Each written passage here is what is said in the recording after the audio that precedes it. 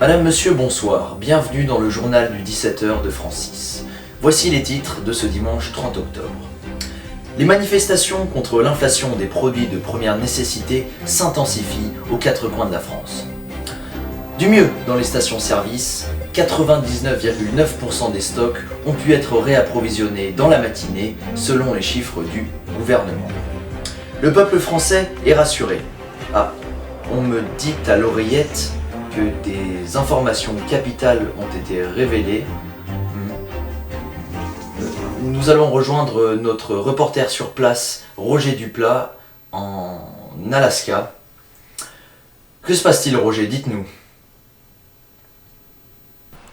Oui, bonjour Francis. Il est 8h du matin à Quingillincock, dans le sud-ouest de l'Alaska. Des équipes sont en train de quadriller la zone. C'est ici que la police locale soupçonne la présence de cultures illicites. Des cultures illicites, mais de quel genre, Roger?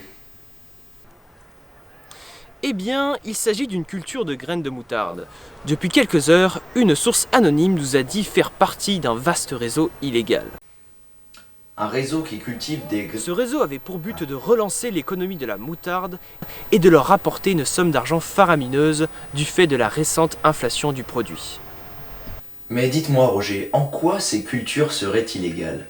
Je ne vois que des intentions positives de la part de ce réseau pour le moment. Alors, pour accélérer la culture de graines de moutarde, selon les documents laissés par notre source, cette entreprise aurait utilisé un OGM jusqu'alors non utilisé pour sa dangerosité testée en laboratoire. Est-ce que le réseau a planté ces cultures en Alaska pour ne pas attirer l'attention? Oui, c'est ce que les équipes de recherche pensent. De plus, l'Alaska possède un climat assez similaire à celui du Canada, 3e producteur de moutarde au monde. Est-ce que vous êtes actuellement aux plantations, Roger? C'est le cas, nous sommes au lieu indiqué par notre source, mais curieusement, il n'y a aucune trace de culture.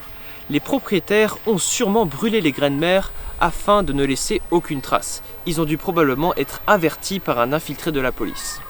J'ai questionné un membre de l'équipe de leur recherche, vous devriez avoir reçu le mail. Oui, en effet, nous l'avons reçu. Le voici.